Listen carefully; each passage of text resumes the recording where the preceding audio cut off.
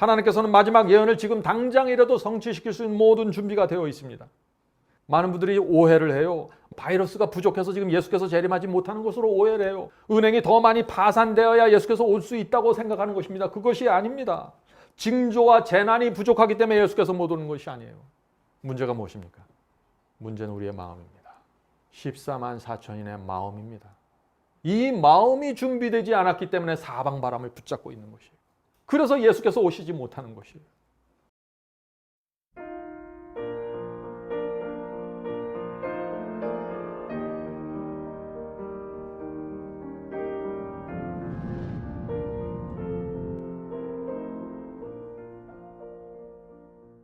오늘도 지난 시간에 있어서 늦은비 성령에 대해서 살펴볼 것입니다. 늦은비 성령도 성령입니다. 그러므로 우리가 성령이 무엇인지, 그 성령의 역사가 우리의 마음속에서 어떻게 이루어지는지 정확하게 알아야 늦은비 성령을 이해할 수 있게 된다 하는 것입니다. 성도 여러분, 예수께서 재림하시기 직전에 나타나는 마지막 징조가 있다고 제가 말씀드렸습니다. 그것이 무엇일까요? 그 마지막 징조가 이루어지는 모습을 보면은 예수께서 재림하시는 모습도 우리가 볼 수 있는 것입니다. 그것이 마지막 징조입니다. 그것이 무엇입니까? 마태복음 24장 14절입니다. 마태복음 24장 14절. 이 천국 복음이 모든 민족에게 증거되기 위하여 온 세상에 전파되리니 그제야 끝이 오리라. 마지막 징조가 무엇입니까? 천국 복음이 모든 민족에게 전파되는 것입니다. 그때가 되면 예수께서 오실 것입니다. 세상 끝이 되는 것입니다. 자, 그런데 문제는 누가, 어떤 사람들이 그 천국 복음을 세상 끝까지 전파할 것이라 하는 그 질문이 던져질 수 있는 것입니다. 초대교회 1세기 때에는 제자들과 초대교회 성도들과 사도들이 그 역할을, 그 사명을 감당했습니다. 자, 그렇다면 마지막 때에는 과연 누가 복음을 땅 끝까지 전파하는 사명을 받게 될까요? 이 질문에 대한 대답이 성경에 나와 있을까요? 오늘 우리가 이 문제를 좀 살펴보려고 하는 것입니다. 만약 우리가 이 질문에 대한 답을 오늘 우리가 성경 속에서 발견한다면 어떻게 될까요? 우리의 생애는 완전히 달라질 수밖에 없는 것입니다. 제가 결론부터 말씀을 드리면은 14만 4천인이 준비되어야 천국 복음이 땅 끝까지 전파될 수 있다는 것입니다. 이것이 결론입니다. 그런데 어떻게 그들이 누군데 이 14만 4천인이 온 땅에 복음을 전파하게 될까요?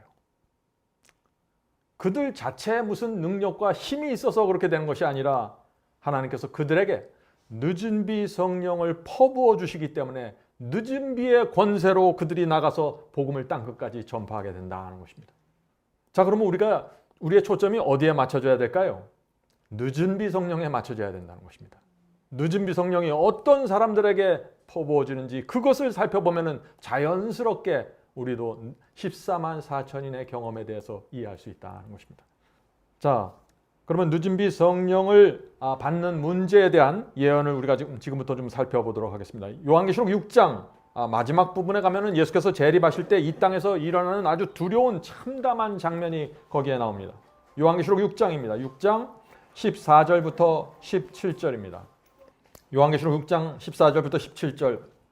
하늘은 종이 축이 말리는 것 같이 떠나가고 각 산과 섬이 제 자리에서 옮기오매. 자, 이 장면이 어떤 장면입니까? 예수께서 재림하실 때 하늘과 땅에서 엄청난 일들이 생기는 장면이죠. 산과 섬이 움직이는 무서운 지각 변동이 있게 될 것입니다.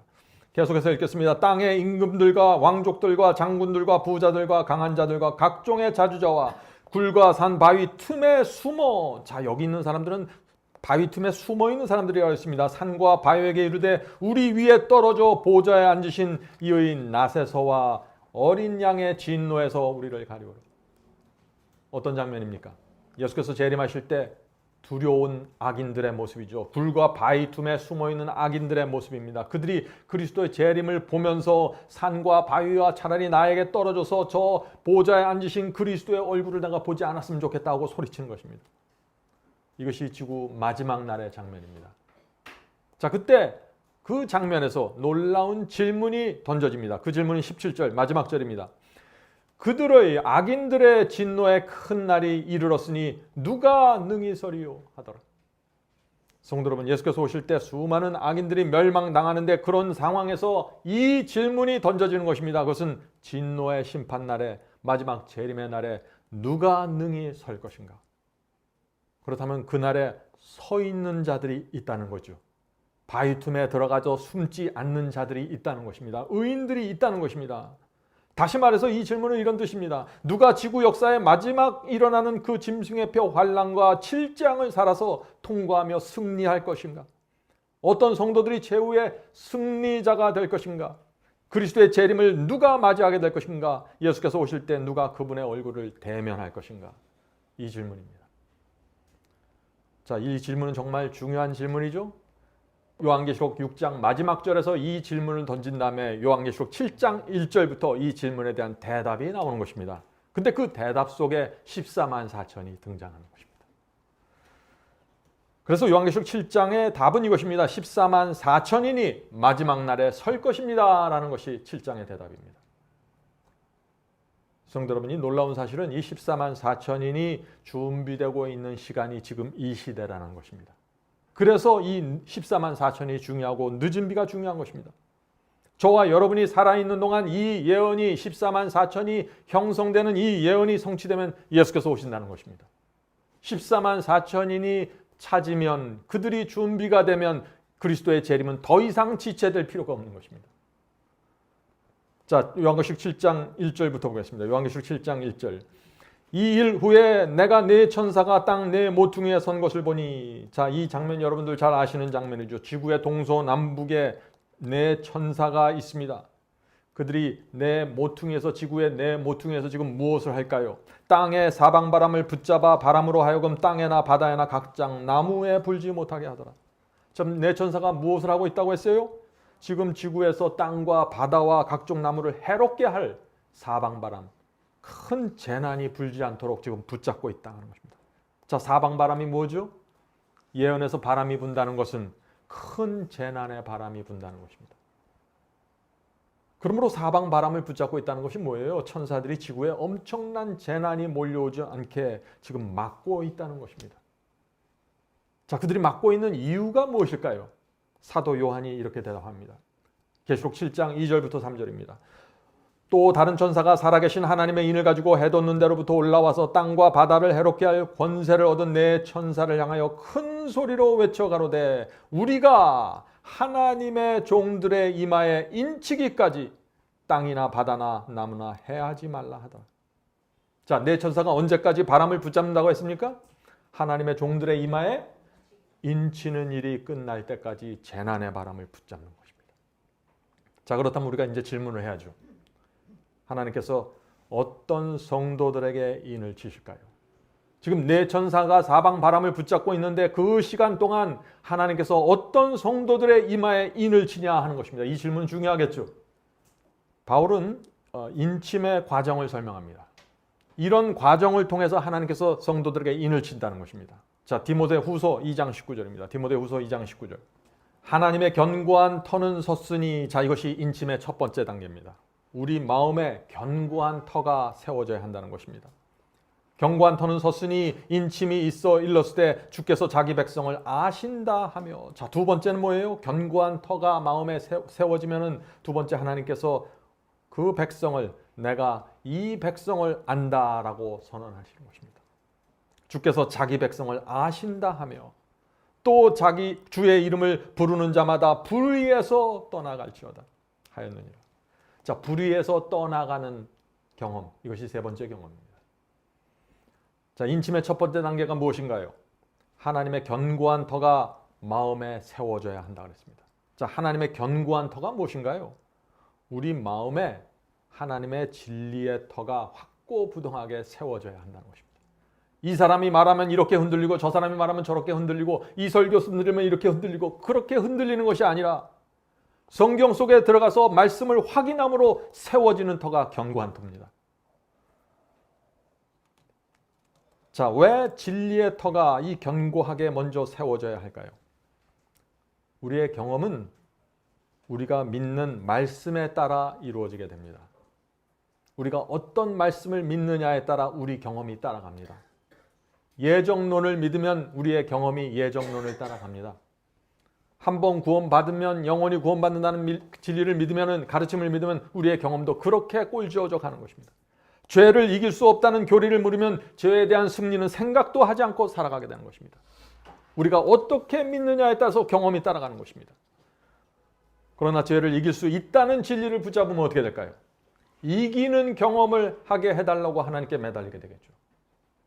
똑같은 교회 다니지만은 내가 무엇을 믿느냐에 따라 우리의 경험은 전혀 달라지는 것입니다. 그래서 중요한 것은 진리에 대한 확신이 먼저 세워져야 된다는 것입니다. 그래야 그 확신만큼 우리의 영적인 경험도 분명하게 진행되는 것입니다. 왜 경험이 분명하지 않나요? 진리에 대한 확신이 흔들리고 있는 것입니다. 물론 우리가 부족하고 실수할 수 있습니다. 그러나 적어도 내 마음속에서 진리가 무엇이고 하나님의 뜻이 무엇인지에 대한 분명한 이해는 세워져야 하는 것입니다. 이것이 없으면 경험은 시작할 수 없는 것입니다. 자, 두 번째 단계입니다. 두 번째 단계. 인침이 있어 일러스되 주께서 자기 백성을 아신다 하며. 자, 우리가 진리 위에 확고하게 서 있으면은 하나님께서 그런 우리를 알아보시고 내가 이 사람을 안다고 선언하시는 것입니다. 그것이 인침입니다. 인친다는 것은 소유권을 주장한다는 것입니다.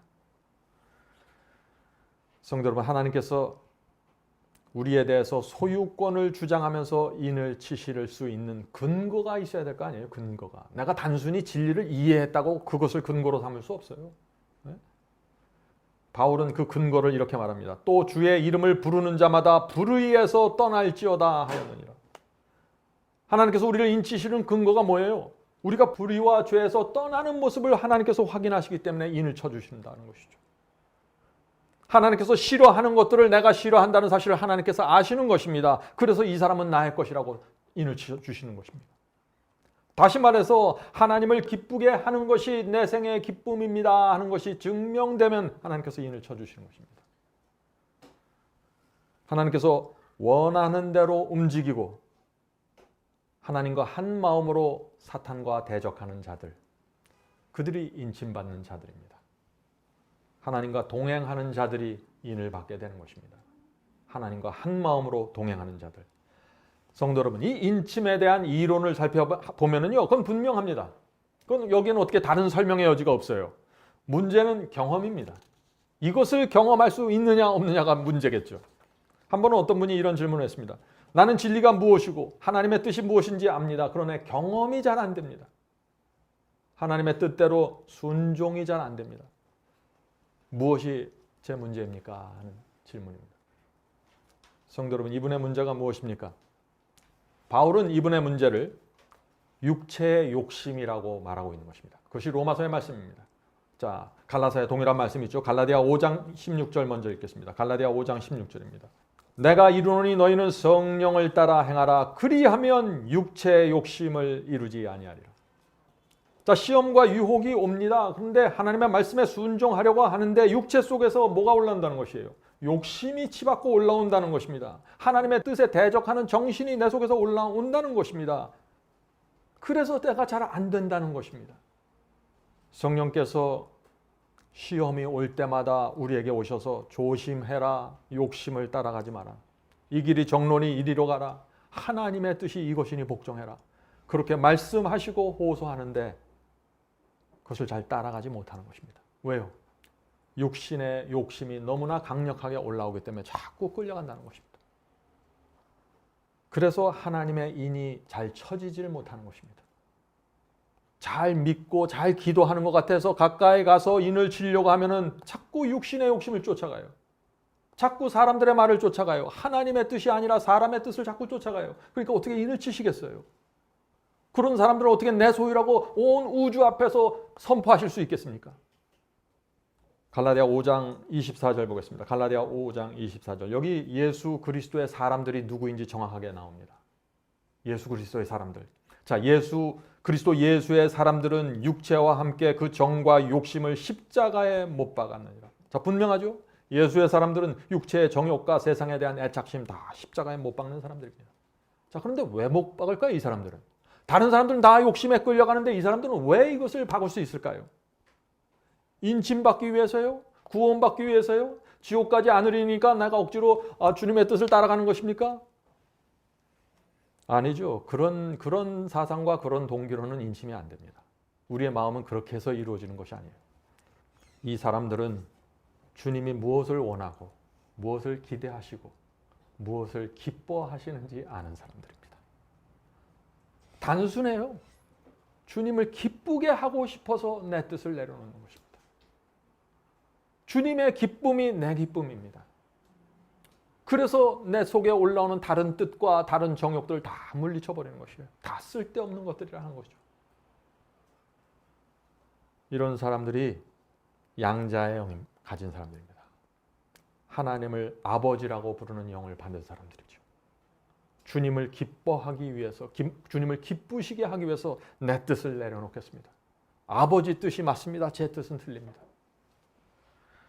성도 여러분, 이 인침은요, 성령의 역사입니다. 성령께서 내 완악한 마음 밭을 갈아엎어 주셔야 되는 것입니다. 강팍한 고집을 버리도록 성령께서 도와주셔야 되는 것입니다. 그리스도의 모든 경험은 성령의 역사로 이루어지는 것인데 많은 사람들이 이 성령의 역사에 익숙치 않아요. 성령이 어떻게 내 안에 들어와서 나를 끌어가는지 이걸 잘 모르는 것입니다. 그래서 열심히 주님을 믿으려고 하는데 자꾸 경험이 왜곡되고 자꾸 좌절하게 되는 것입니다.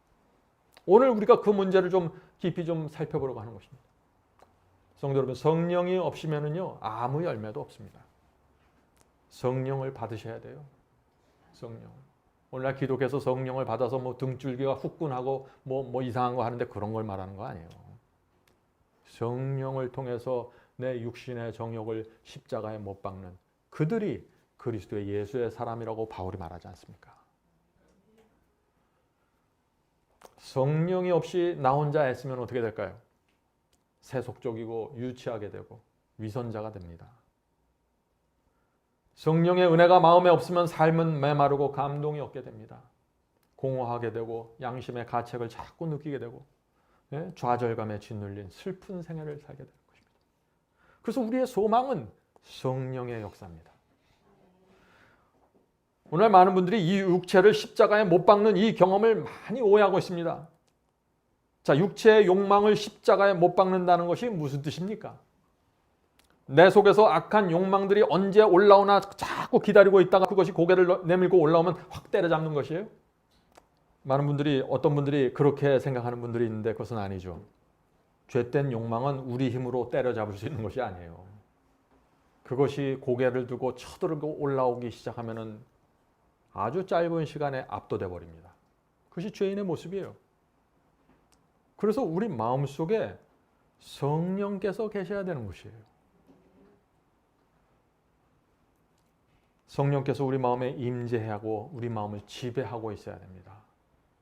그래야 육체의 욕망이 올라올 때 내가 성령을 의지해서 십자가에 그것을 못 박게 되는 것입니다. 많은 분들이 성령의 임재가 없는 상태에서 육체의 욕망을 못 받고 노력하다가 좌절하는 것이에요. 그래서 오늘 이 문제를 원인부터 우리가 살펴보고 해결책을 제시해야 되는 것입니다. 그러므로 우리는 이런 질문을 해야 되는 것입니다. 어떻게 하면 우리 속에 성령께서 임재하실 수 있을까요? 중요한 문제입니다. 이 질문에 대한 답을 갖고 있어야지 참된 그리스도인의 생애가 가능해지는 것이에요. 어떻게 하면 성령으로 육체를 못 박는 경험을 한 번만 하는 것이 아니라 계속해서 할 수 있습니까? 이 질문 정말 중요한 질문이죠. 늦은비 성령을 받기 원하는 분들은 반드시 이 질문에 대한 답을 갖고 있어야 되는 것입니다. 여러분은 정말 육체를 십자가에 못 박기 원하시나요? 원하셔야 됩니다. 일단은 원해야 돼요. 그것이 없으면 아무것도 아닙니다. 하나님의 말씀과 계명에 충성하기 원하십니까? 원하셔야 됩니다. 간절한 소원을 갖고 있어야 돼요. 인침 받기 원하시나요? 원하셔야 됩니다. 늦은비 성령 받기 원하시나요? 원하셔야 됩니다. 하나님께서는 우리의 소원을 붙들고 역사하시기 때문에 우리의 마음에 간절한 소원이 있어야 되는 것이에요. 자, 그러면 성령께서 이 일을 해주셔야 되는데 그렇다면 성령께서 우리 속에 들어오셔야 되는 것입니다. 자, 그러면 우리가 여기서 알아야 돼요. 성령께서 가장 거하기 좋아하는 마음이 무슨 마음인가? 그것을 알아야 돼요. 마음밭이 중요한 것입니다. 성령께서 어떤 마음을 가장 좋아하실까요? 어떤 사람이 그 마음만 갖고 있는 거 보면은 성령께서 즉시 들어가서 풍요롭게 역사해 버리십니다. 그 마음을 알아야 돼요. 그래서 우리가 그 마음을 달라고 성령께서 자유롭게 역사하시고 우리 스스로도 우리의 경험에 대해서 풍요롭게 느낄 수 있는 그 마음을 달라고 요구해야 되는 것입니다. 그것이 기도의 제목입니다. 첫 번째는요. 첫째, 성령님께 우리가 기도하는데 나뉘어지지 않은 마음을 달라고 기도하셔야 돼요. 나뉘어지지 않은 마음. 영어 표현이 더 좋아요. 이거는 undivided heart입니다. undivided heart. 둘이나 셋으로 조각나지 않는, 나뉘어지지 않는 마음입니다. 마음이 하나의 통으로 되어 있습니다. 반은 세상을 사랑하고 반은 하나님을 사랑하는 그런 마음이 아니에요.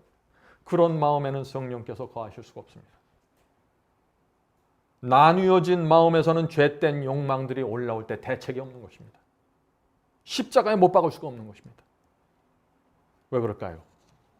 그런 마음에는 성령께서 거하실 수 없고 지배할 수 없기 때문이죠. 성령은 우리의 마음을 마음대로 꺾으면서 역사하시는 분이 아니에요. 우리가 자원하는 마음으로 우리의 마음을 펼쳐놓을 때 성령께서 들어오신다는 것입니다. 성도 여러분 잊지 마세요. 하나님께 바쳐진 마음이 필요한 것입니다. 나누어지면 안 되는 것입니다. 그런 마음에 성령 충만히 이루어질 수 있는 것입니다. 제자들의 마음이 그런 마음이었습니다. 예수님의 마음이 그런 마음이었습니다. 성도 여러분, 우리가 그런 마음을 갖게 되면은 육체를 십자가에 못 박는 경험이 자유롭게 되는 것입니다. 깊이 들어갈 수 있는 것입니다. 인침이 있는 것이고 늦은비 성령을 우리가 기대할 수 있는 것입니다. 두 번째입니다. 두 번째는 두 주인을 섬기는 마음이 되면 안 되는 것입니다. 예수께서 두 주인을 섬길 수 없다고 했죠. 성도 여러분, 지금이 어느 때입니까? 하나님과 사탄이 치열하게 전쟁을 하고 있는데 어떻게 우리가 두 주인을 섬길 생각을 해요? 가만히 생각해 보세요. 오늘 제가 말씀드리는 이런 경험들이 아주 고상하고 고결하고 아주 높이 있는 경험이 아니에요.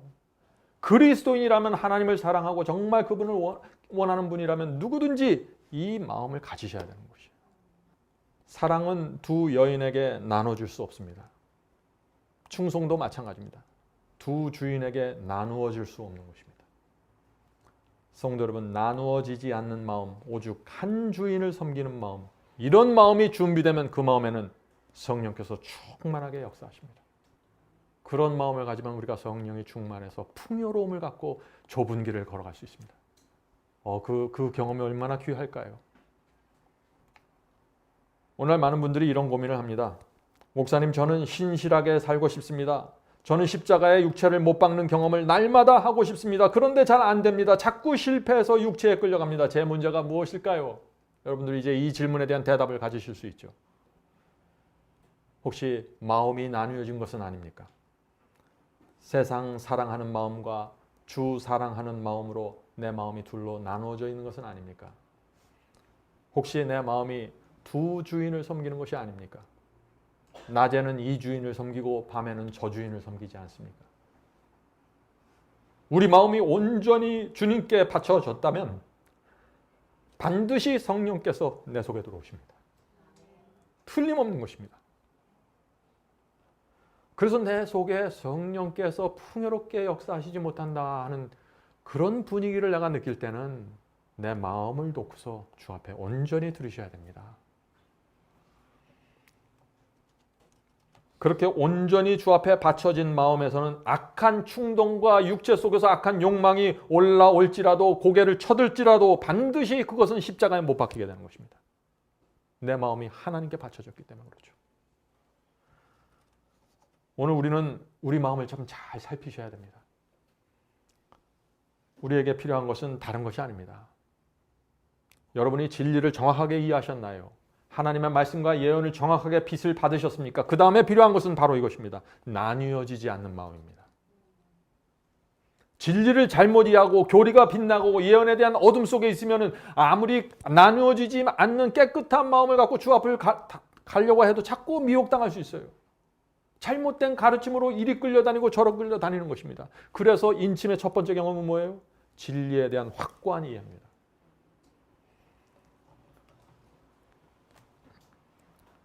성도 여러분, 이제 그러면 우리가 이제 오늘부터 해야 될 일이 있는 것입니다. 나뉘어지지 않은 마음, 한 주인만 섬기는 이 마음을 달라고 성령께 매달려야 되는 것입니다. 이것도 내 마음대로 만들 수 있는 마음이 아니에요. 제가 말씀드렸죠. 영적인 경험은 처음부터 끝까지 성령께서 해주셔야 되는 것이에요. 우리는 매달리는 것입니다. 내 소원을 간구하면서 하나님, 내 소원이 이겁니다. 진짜 내 소원이 이겁니다. 도와주세요. 이렇게 할 때 도와주시는 것입니다. 성도 여러분, 우리는 하늘 가는 나그네가 아닌가요? 우리는 주님을 사랑하잖아요. 그분의 은혜 때문에 우리가 여기까지 왔지 않습니까? 그런데 우리가 버리지 못할 것이 뭐가 있다고 그렇게 버리지 못하세요? 우리 마음이 나누어질 필요가 없잖아요. 사실 가만히 생각해 보세요. 우린 주님밖에 없는 사람들인데. 우리가 버리지 못할 것이 무엇이고 아까운 것이 무엇입니까 도대체? 다 내려놓으세요. 혹시 있다면 말이죠. 그렇게 하면은 성령의 은혜가 깊숙이 임하게 되는 것입니다. 좁은 길을 감사와 기쁨과 충성으로 가는 것입니다. 이 세상 누구도 그 사람의 앞길을 막을 수 없는 것입니다. 자, 성도 여러분, 마지막 시대에 하나님의 종들의 이마에 인을 다 이렇게 해서 치시면 14만 4천인이 준비되는데 그 다음에 어떤 일이 생깁니까? 하나님께서 14만 4천인의 마음이 준비되는 것을 보면은 그 다음에 사방바람을 놓으라고 내 천사에게 명령하시는 것입니다. 지구로 엄청난 재난들이 닥치게 될 것입니다. 왜 사방바람을 놓으시라고 했어요? 이제 하나님께서 마지막 전쟁에 돌입할 하나님의 군대를 마련했다는 것입니다.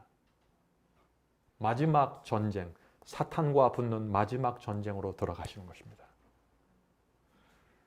지구로 엄청난 재난이 그래서 몰아닥치게 되는 것이고 세계 경제가 크게 흔들리면서 무너지게 될 것입니다. 우리는 이번 기회에 코로나 바이러스 때문에 사방바람이 조금 놓여지면 어떤 상황이 벌어지는지 잠시 들여다봤죠.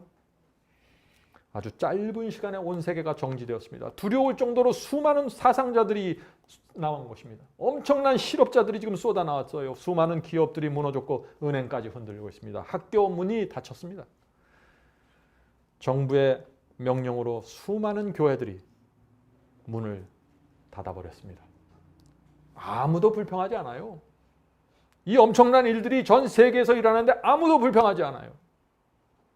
이것이 마지막 때에 있는 일입니다. 전 세계가 하나로 돼서 전혀 불평하지 않은 상태에서 국가가 이끄는 대로 가는 것입니다. 그냥. 성도 여러분, 하나님께서는 언제든지 사방바람을 놓을 수 있는 준비가 되어 있습니다. 하나님 자신은 준비가 됐어요. 늦은비 성령도 다 준비가 되어 있습니다. 하나님께서는 마지막 예언을 지금 당장이라도 성취시킬 수 있는 모든 준비가 되어 있습니다. 많은 분들이 오해를 해요. 마치 하나님께서 지금 바이러스가 더 나타날 것을 기다리는 것처럼 오해를 해요. 바이러스가 부족해서 지금 예수께서 재림하지 못하는 것으로 오해를 해요. 그것이 아니에요. 은행이 더 많이 파산되어야 예수께서 올 수 있다고 생각하는 것입니다. 그것이 아닙니다. 징조와 재난이 부족하기 때문에 예수께서 못 오는 것이 아니에요. 문제가 무엇입니까? 문제는 우리의 마음입니다. 14만 4천인의 마음입니다.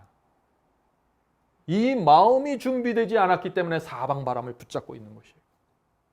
그래서 예수께서 오시지 못하는 것이에요. 누가 그리스도의 재림을 막고 있습니까? 저와 여러분이 막고 있는 것입니다.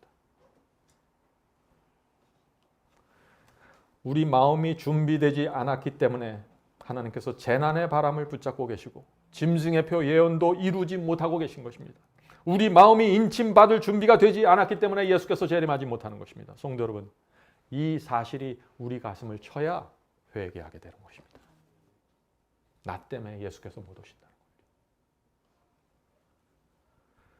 우리의 나뉘어진 마음 때문에 인침이 지체되었습니다. 그래서 예수께서 계속해서 지체되는 겁니다. 성도 여러분, 모든 원인이 어디 있어요? 우리의 마음입니다. 나의 마음입니다. 어떤 분들은 이렇게 말하죠. 우리는 연약하기 때문에 죄와 더불어 살 수밖에 없는 것이 아닙니까? 이렇게 살다가 나중에 인침을 받고 늦은 비를 받으면 그때 우리가 승리하는 것이 아닙니까? 지금은 실패해도 나중에 인침 받으면 그때 승리할 수 있으니 조금만 더 기다리면 되는 것이 아닙니까? 빨리 하나님께서 저를 인쳐주시고 늦은 비를 주셔야지 제가 승리할 텐데요. 이런 생각이 맞나요? 인침을 받아야 죄를 승리하는 것이 아니에요. 인침을 받아야 세상을 미워하는 것이 아닙니다. 늦은 비를 받아야만 죄를 승리하는 것도 아니에요. 성도 여러분, 우리는 죄 사함과 승리의 경험을 통과하면서 인침받는 과정을 밟아가는 것입니다. 인침은 우리의 경험에 비례하는 것입니다. 성도 여러분, 문제는 마음에 품고 있는 죄가 문제입니다. 기억나지 않는 죄가 아니에요. 잊어버린 죄가 아닙니다. 지금 현재 내 마음속에 품고 있는 죄가 문제입니다. 저는 지금 우리가 정확하게 인식하지 못하는 어떤 막연한 죄를 말하는 것이 아니에요. 나도 모르는 어떤 죄를 말하는 것이 아닙니다. 성령께서 우리에게 오셔서 정확하게 알려주시는 죄를 말하는 것입니다. 성령께서 버리라고 호소하시는 그 죄, 성령께서 버려야 한다고 지적하는 그 악한 습관들, 이것을 지금 말하는 것입니다. 이것이 있을 때 늦은 비를 받을 수 없는 것입니다. 인침은 진행될 수 없는 것입니다. 왜요? 그 정신과 그 마음 자체가 하나님을 대적하고 있어요. 성령께서 말씀하시는데 대적하는 것입니다. 밀어내는 것입니다. 그런 마음에 어떻게 인침이 이루어질 수 있을까요? 성도 여러분, 성령께서 양심에 알려주는 단 하나의 죄도 붙잡고 있지 말아야 됩니다. 많은 분들이 제가 이렇게 말하면 굉장히 놀라는데 너무나 당연한 것 아니에요? 성령께서 우리 속에 들어오셔서 거짓말하지 말라고 계속해서 호소하시는데 내가 계속해서 거짓말을 고집하면 어떻게 그런 사람에게 인침이 진행될 수 있을까요? 어떤 사람이 거짓말을 고집하면 거짓말만 하고 나머지 마음은 깨끗한 게 아니에요. 거짓말을 고집하고 어떤 우상 숭배를 고집하고 어떤 죄를 고집한 그 마음은 이미 그 마음이 나누어져 있고 이미 그 마음이 성령께 온전히 굴복되지 않았기 때문에 그런 증세가 나타나는 것입니다. 우리에게 성령께서 알려주시는 죄가 있다면 내가 지난주에는 이것이 죄인지 몰랐는데 이번 주에 말씀을 보면서 성령께서 내게 그것이 죄라고 말씀하신다면 어떻게 하시겠습니까? 죄는 반드시 하늘 성소에 계신 그리스도께 드려야 되는 것입니다. 죄로부터 해방되셔야 됩니다. 그것이 성경이 말하는 완전이고 인침이고 늦은 비를 위한 준비입니다. 이렇게 생각할 때 인침은 너무나 당연한 그리스도인의 경험 아닐까요? 신명기 18장 13절 보세요. 하나님의 표준은 이것입니다. 신명기 18장 13절. 너는 내 하나님 여호와 앞에서 완전하라. 자, 완전하면은 사람들이 참 두려워하는 단어죠. 하나님께서 우리에게 구하시는 완전은 이것입니다. 내가 이성적으로, 지성적으로, 양심적으로 성령께서 지적해 주시고 알려주는 그 선 안에서 내가 굴복하는 것입니다.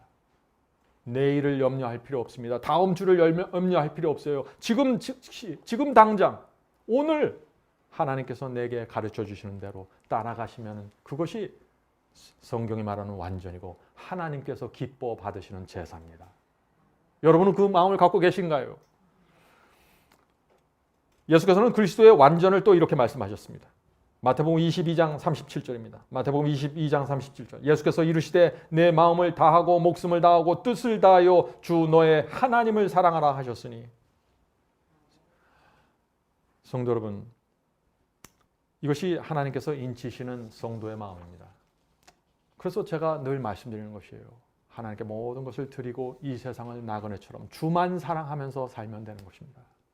주께서 내 장래를 책임지시고 내 인생을 책임지시고 내가 가는 길을 다 보호해 주시고 인도하시는 것입니다.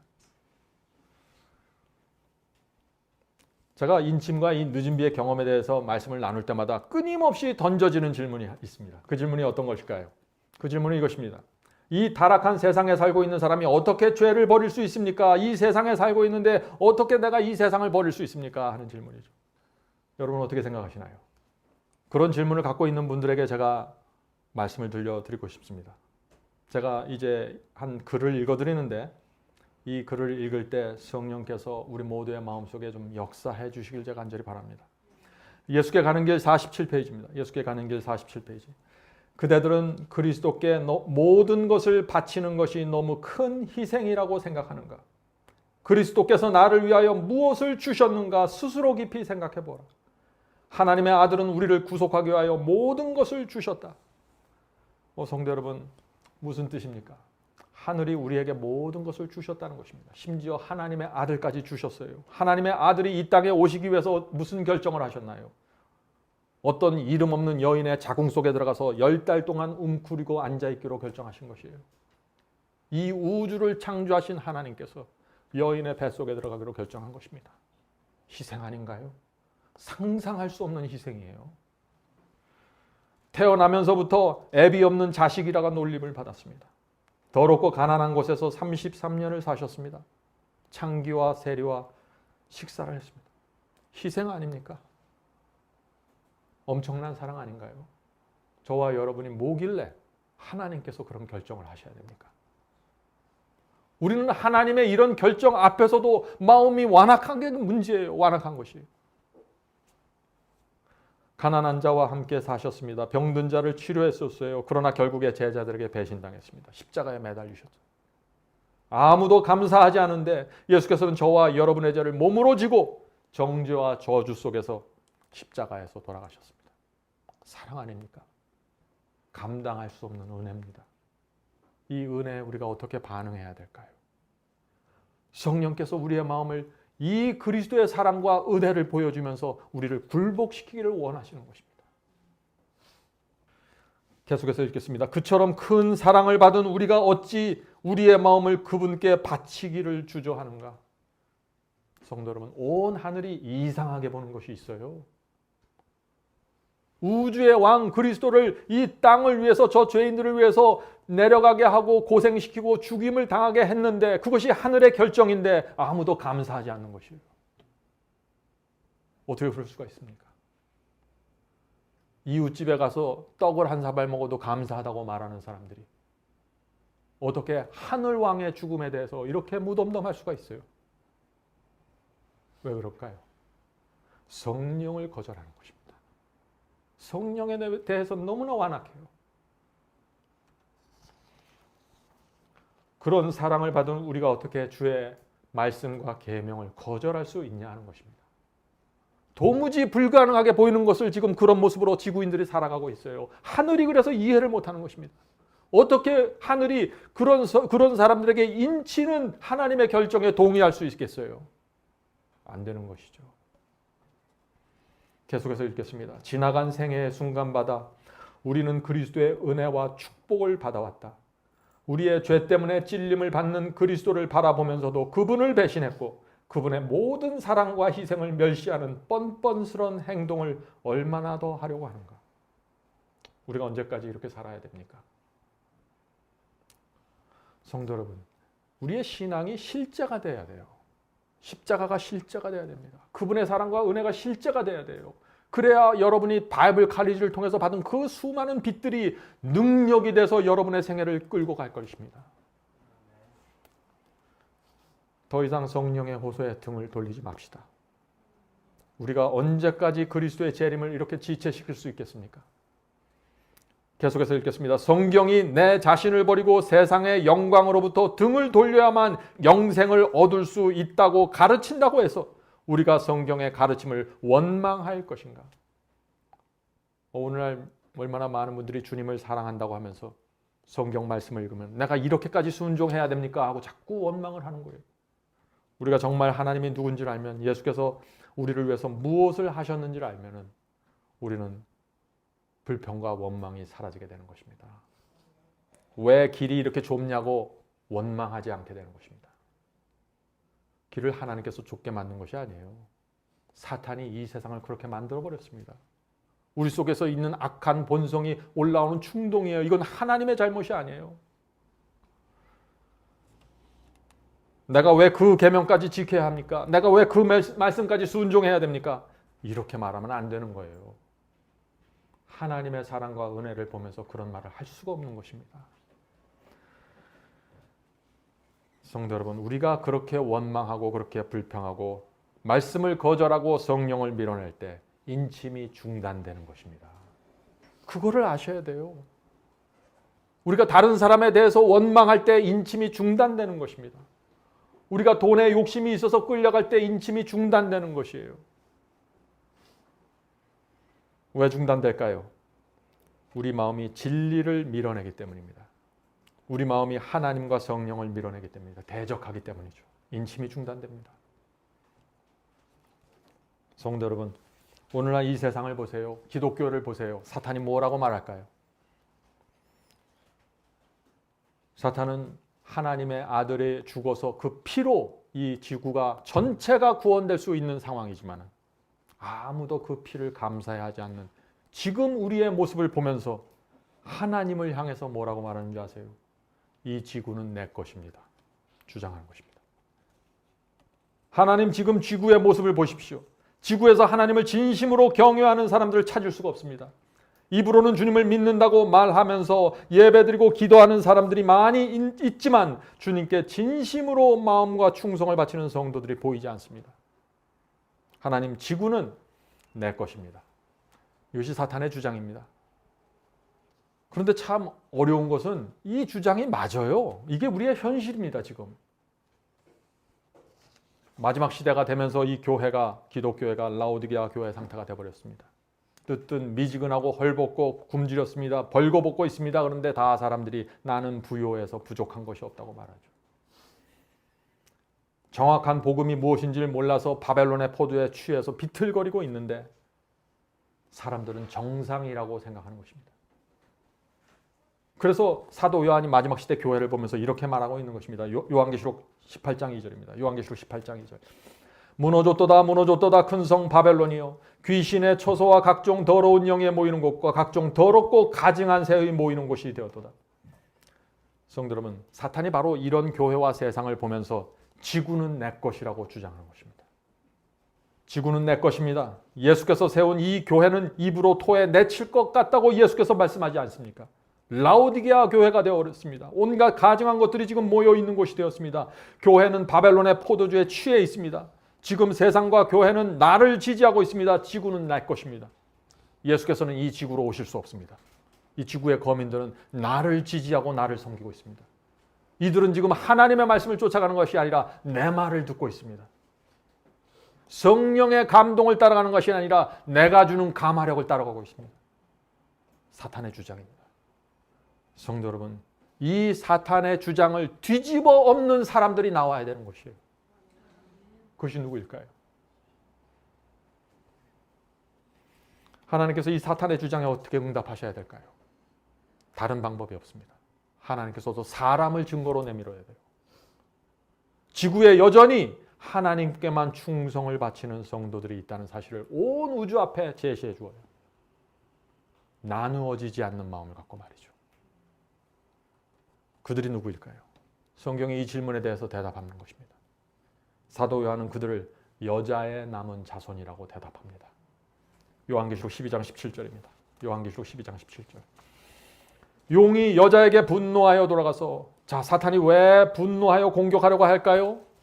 우리가 지금 상황을 알죠. 지구 전체가 지금 미혹을 당해서 바벨론이 되어버렸습니다. 사탄을 따라가고 있는 것입니다. 거기에 속하지 않는 한 무리의 사람들이 있는 것입니다. 그런데 그들이 누구입니까? 그 여자의 남은 자손, 곧 하나님의 계명을 지키고 예수 증거를 가진 자들로 더불어 싸우려고 바다 모래 위에 섰더라. 하나님께서 이들에게 희망을 갖고 기대하고 계신 것입니다. 용이 분노해서 공격하는 여자의 남은 자손이 여러분은 되셔야 하는 것입니다. 그렇게 되려면 하나님의 십계명을 온전히 지키셔야 됩니다. 예수의 증거를 가지고 있어야 되는 것입니다. 예수의 증거가 무엇입니까요? 여자의 남은 자손은 예수의 증거가 있다고 했는데 그 예수의 증거가 뭐예요? 요한계시록 19장에 나오죠. 요한계시록 19장 10절입니다. 요한계시록 19장 10절. 나는 너와 및 예수의 증거를 받은 내 형제들과 같이 된 종이니 삼가 그리하지 말고 오직 하나님께 경배하라. 예수의 증거는 뭐예요? 대언의 영이라. 대언의 영인 표현이 막연하죠. 영어로는 The Spirit of Prophecy입니다. 예언을 하는 영입니다. 예언의 영이에요. 예수의 증거는 예언의 영입니다. 다시 말해서 예언을 보여주고 예언을 해석해주는 영이라는 것입니다. 누가 이것을 갖고 있어요? 여자의 남은 자손이요. 중요한 진리입니다. 마지막 때 온 세상이 배도했을 때 지구에 남아있는 소수의 남은 무리가 있는데 이들이 두 가지를 갖고 있다는 것입니다. 하나는 십계명을 전체를 지키는 신앙이고 다른 하나는 예언의 빛입니다.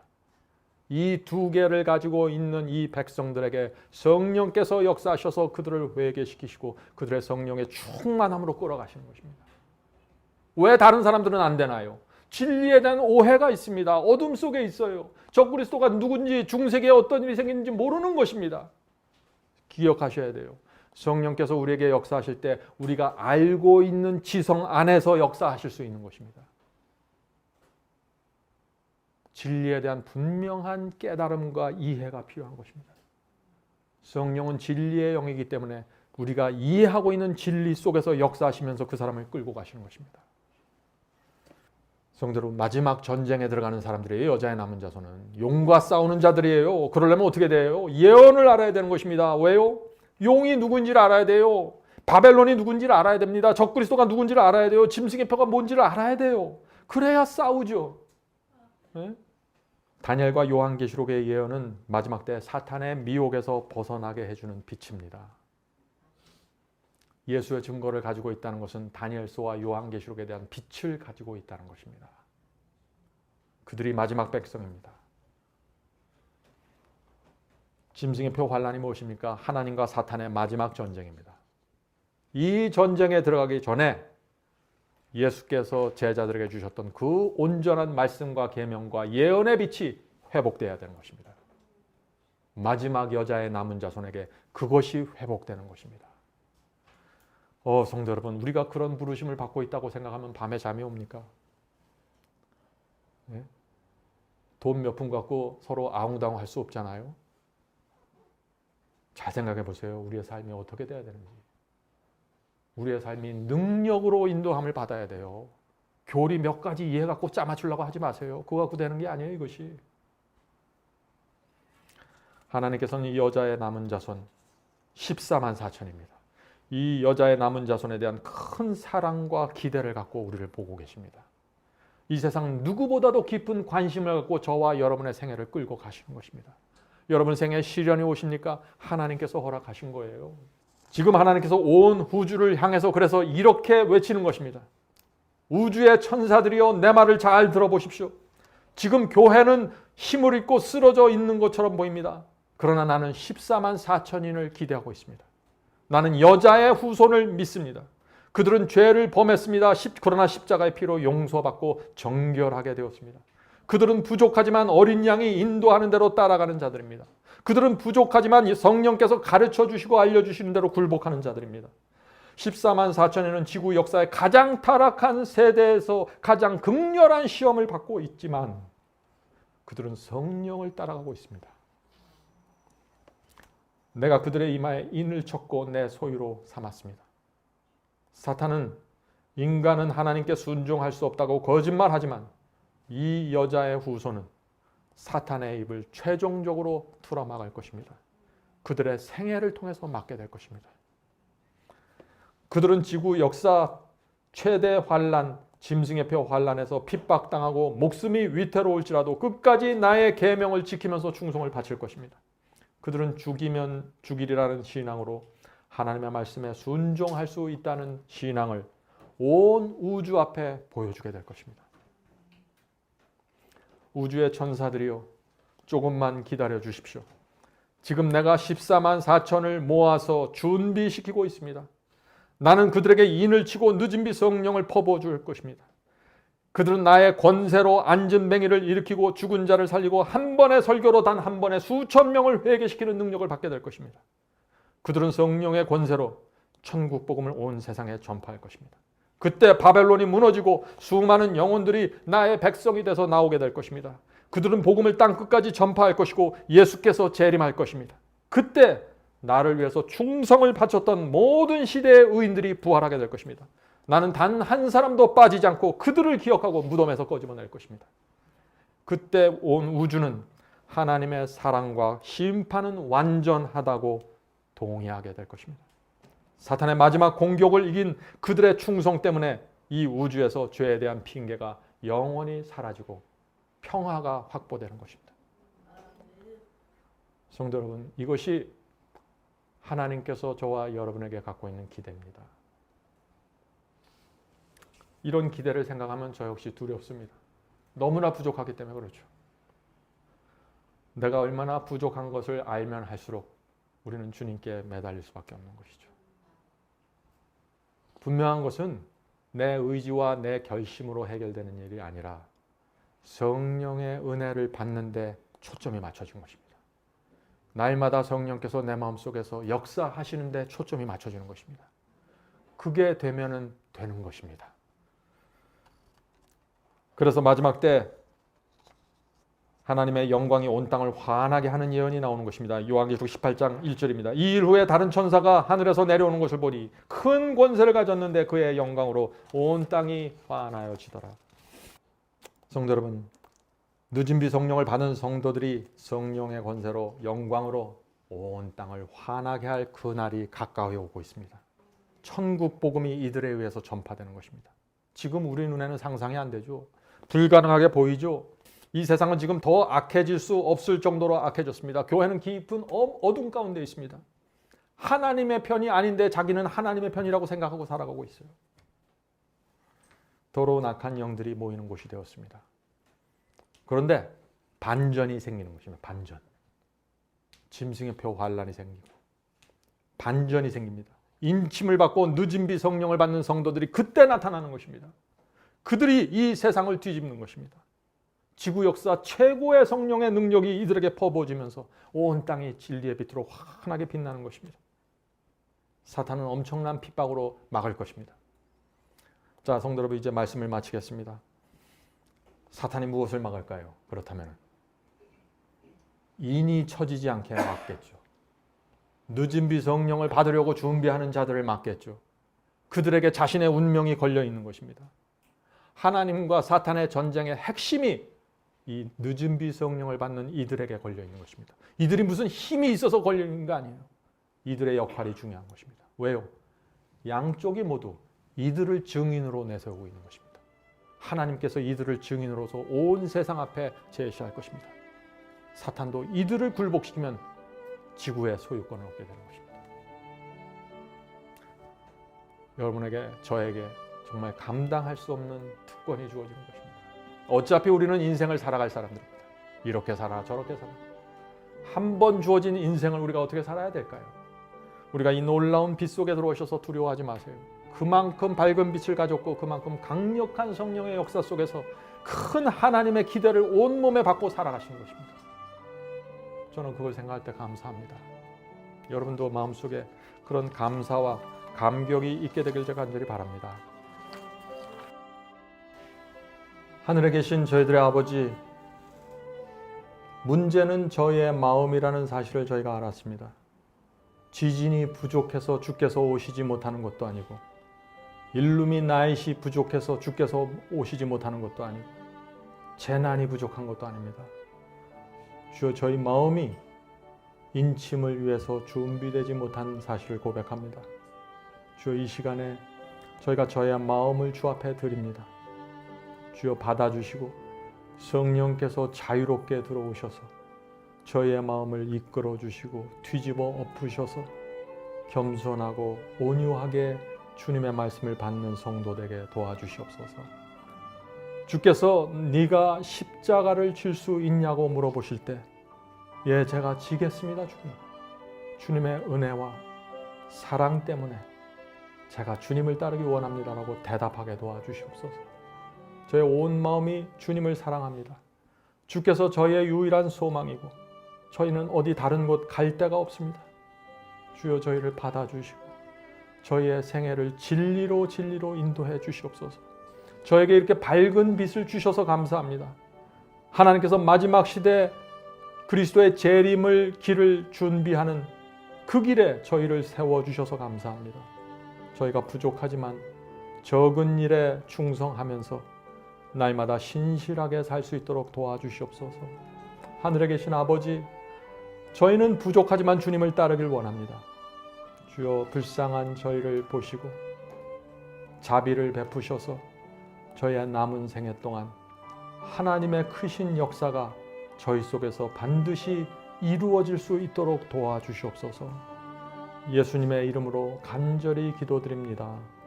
아멘.